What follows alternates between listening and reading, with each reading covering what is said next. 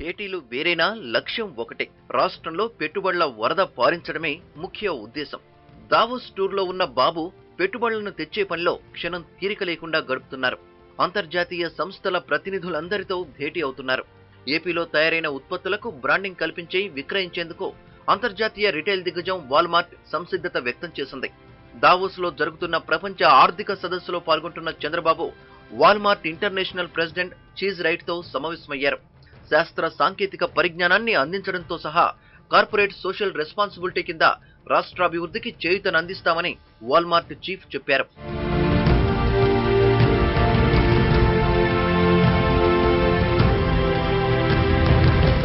అటు పెప్సికో సంస్థ కూడా ఏపీ నుంచి భారీ ఎత్తున వ్యవసాయోత్పత్తుల కొనుగోలు చేసేందుకు ముందుకొచ్చింది. ఆ సంస్థ సీఈఓ ఇంద్రనూయితో భేటీలో చంద్రబాబుకు ఈ మేరకు హామీ లభించింది.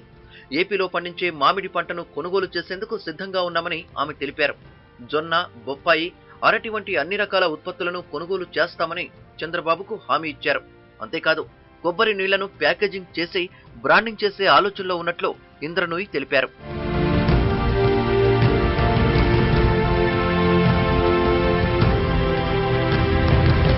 మరోవైపు విప్రో చైర్మన్ అజీం ప్రేమ్జీతో ప్రత్యేకంగా సమావేశమైన చంద్రబాబు ఏపీలో నైపుణ్యాభివృద్ధికి, ఉపాధి కల్పనకు సహకరించాలని కోరారు.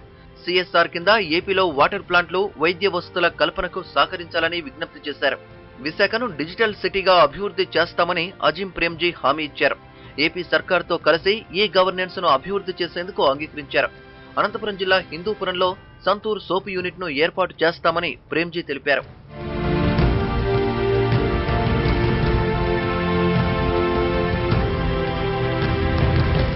అలాగే పేదరిక నిర్మూలన, నైపుణ్యాల అభివృద్ధి వంటి కార్యక్రమాలకు ఏపీని పైలట్ రాష్ట్రంగా ఎంచుకునేందుకు global agenda council of India forum ముందుకొచ్చింది.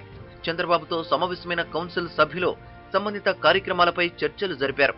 మొత్తం మీద రాష్ట్రానికి పెట్టుబడులు తెచ్చేందుకు చంద్రబాబు శక్తి వంచన లేకుండా కృషి చేస్తున్నారు.